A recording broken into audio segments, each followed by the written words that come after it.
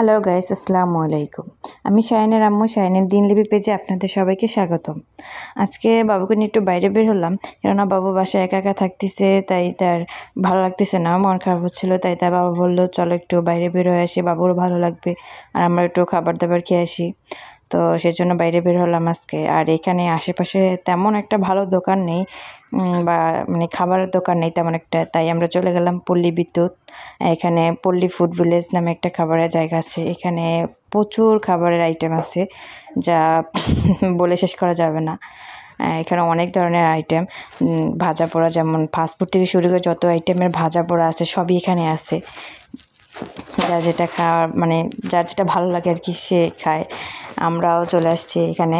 তো এখানে আমরা ঢাকাতে এর আগে আমি যখন আসছিলাম তখনও বাবুর আব্বু আমাকে এখানে একবার নিয়ে গেছিলো। এখানে খাবার অনেক মজা। তো এখানে এটা আমার কাছে বেশ ভালো লাগে, সেটা হচ্ছে রাজকচুরি।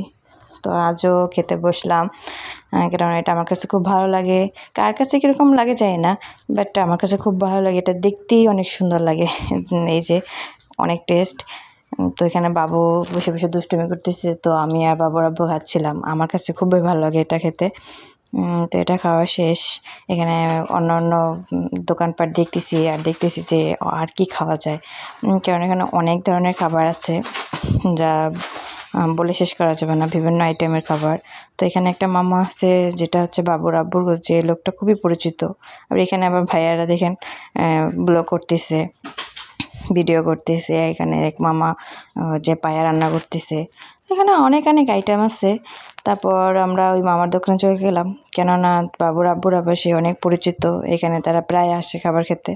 আর আমার বাবুজান তো কিছুই খায় না, সে ওই একটা ফুচকা পেয়ে ওইটা হাতে নিয়ে খালি একটু একটু করে খাচ্ছে। তো আমরা এখানে বসেছিলাম, খাবার চলে আসছে। তো এখানে খাবারের ভিতরে ছিল লাচ্ছি, চিকেন চাপ, তারপর হচ্ছে সালাদ, তন্দুরি রুটি, তারপরে ছিল পায়া, বিভিন্ন খাবার ছিল। যাই হোক, খাবারটা খুবই টেস্ট। খাবার শেষে আমরা একটু ঘোরাঘুরি করলাম, দেন বের হলাম বাসার উদ্দেশ্যে। তো আসা মাত্রই এখানে মানে বের হওয়ার মাত্রই দেখতেছি এটা ফুলের দোকান, মানে মামা ফুল নিয়ে বসে আছে। আর ফুল কার না ভালো লাগে বলুন? তো একটু ফুল নিয়ে নাড়াচাড়া করতেছিলাম। তারপর আব্বু অবশ্যই বলছিল কিনবা কিনা, বাট আমার বললাম না। যাই হোক, বাসার উদ্দেশ্যে রওনা দিলাম। তো এখানে ওভারব্রিজ এই করে ওই পারে যেয়ে আমাদেরকে গাড়িতে উঠতে হবে, কেননা এপারে এরকম গাড়ি পার হতে বা রাস্তা পারাপার হতে একটু সমস্যা হয়। তো যাই হোক, আজকে ঘোরাঘুরি করে বাসায় চলে আসছি।